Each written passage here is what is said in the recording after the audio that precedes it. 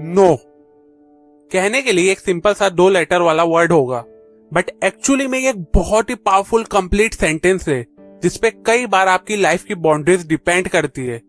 In fact एक बार एक communication skills के ऊपर सेमिनार रखा गया था, जहां उस सेमिनार के स्पीकर ने ऑडियंस के सामने 2 टॉपिक रखे थे चूज करने के लिए। पहला टॉपिक था how to ask for help from others और दूसरा टॉपिक था how to say no to people without being rude.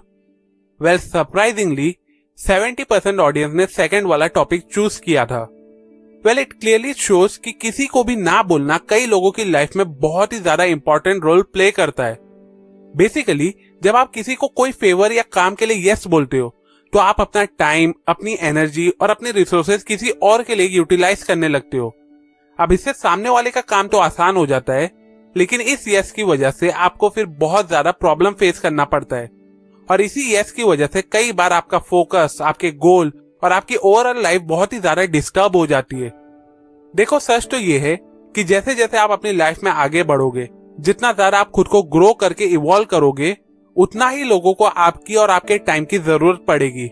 लेकिन अगर आप अपने फोकस को डिस्टर्ब और डिस्ट्रैक्ट करना नहीं चाहते हो, अपने गोल्स, अपने ड्रीम्स, अपने वांट्स पे डटे रहना चाहते हो, तो कई बार आपको सामने वाले इंसान को हाँ की जगह ना बोलना पड़ेगा।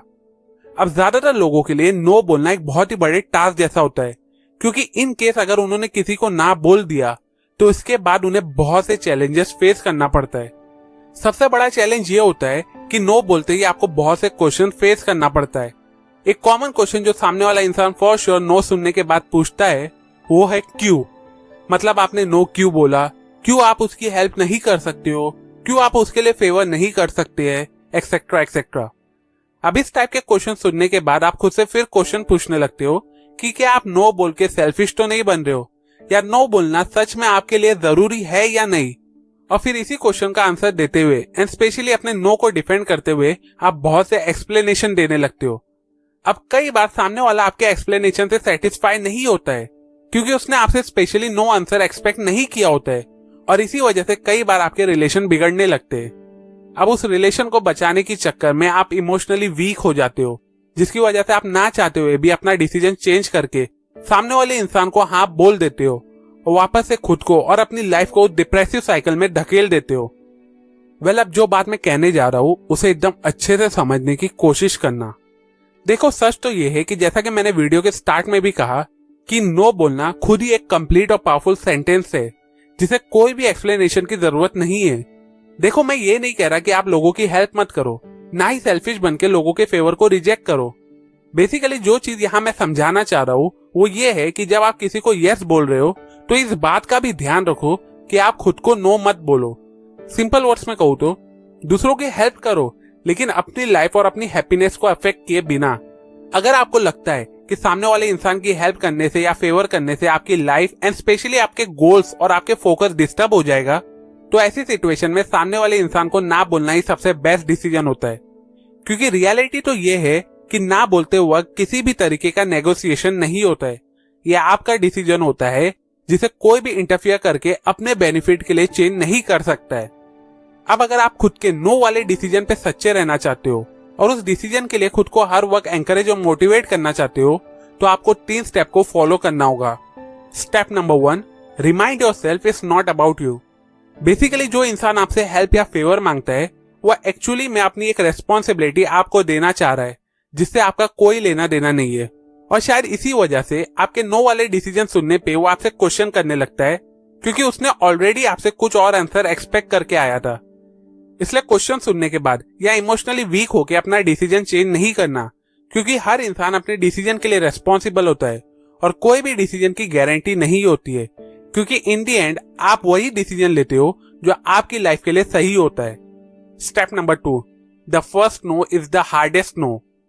जब आप अपनी लाइफ में खुद की बेनिफिट के लिए कुछ रूल्स बना के एक बाउंड्री खींच देते हो और फिर उसी रूल्स के बेसिस पे सामने वाले को नो बोलते हो, तो ये चीज फर्स्ट टाइम सामने वाले इंसान को बहुत ही ज्यादा शॉक कर देती है, क्योंकि उन्होंने आपको हमेशा एक यस बोलने वाले इंसान की तरह जाना है। इसलिए नो बोलने के बाद सामने वाले इंसान को थोड़ा टाइम दो, सो दैट वो आपके इस नए बिहेवियर, इस नए एटीट्यूड और नेचर को पॉजिटिव वे में एक्सेप्ट करे। हो सकता है आपको डर होगा कि नो बोलना सामने वाले इंसान को हर्ट करेगा और इसका इम्पैक्ट आपके रिलेशनशिप पे भी पड़ेगा, बट पास्ट हिस्ट्री और रिसर्च से पाया गया है कि बाउंड्री खींचना, रूल बनाना आपकी रिस्पेक्ट को बढ़ा देता है और आपके रिलेशनशिप को भी स्ट्रांग बना देता है। Step number 3, be prepare for firing squad of questions. जब आप डिसाइड करते हो कि आप सामने वाले इंसान को नो बोलने वाले हो, तो आपको खुद को मेंटली प्रिपेयर करके रखना होगा कि आपका ये डिसीजन सुनने के बाद सामने से आपके ऊपर फॉर श्योर बहुत से क्वेश्चन की फायरिंग होगी। अब ऐसी सिचुएशन में इमोशनली वीक होके अपने डिसीजन को चेंज मत करना। आपको सिंपली सामने वाले इंसान को अच्छे से सुनना होगा और फिर उसे कन्विंस करके समझाना होगा कि आप उसकी सिचुएशन को समझ रहे हो, लेकिन फिर भी क्यों नो बोलना आपके लिए बेस्ट डिसीजन है। ऑल्सो ध्यान रखो कि समझाते वक्त लंबा सी एक्सप्लेनेशन देते मत बैठ जाओ, क्योंकि जैसा कि मैंने पहले भी इस वीडियो में कहा कि नो बोलने में किसी भी तरह का नेगोशिएशन नहीं होता है, बल्कि नो खुद एक कंप्लीट पावरफुल सेंटेंस है जो सामने वाले इंसान को समझना होगा।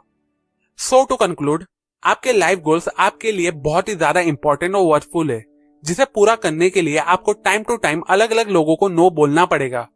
आप कभी भी ये एक्सपेक्ट मत करना कि हर जन की हेल्प करके, हर जन के काम को पूरा करके आपके पास फिर भी बहुत टाइम बचेगा अपने गोल्स को पूरा करने के लिए। अपने गोल्स को पूरा करने के लिए आपको अपनी एनर्जी को फुल्ली यूटिलाइज करना होगा, लेकिन एक fully energize goal oriented person बनने के लिए आपको पहले लोगों को इजीली नो बोलना सीखना होगा। अब अगर आप अपनी नो बोलने की स्किल्स को इंप्रूव करके मास्टरी अचीव करना चाहते हो, सो दैट आप इजीली अलग अलग सिचुएशन में बिना रूड हुए लोगों को ना बोल सको, तो आपको मेरा ये वीडियो फॉर श्योर देखना चाहिए।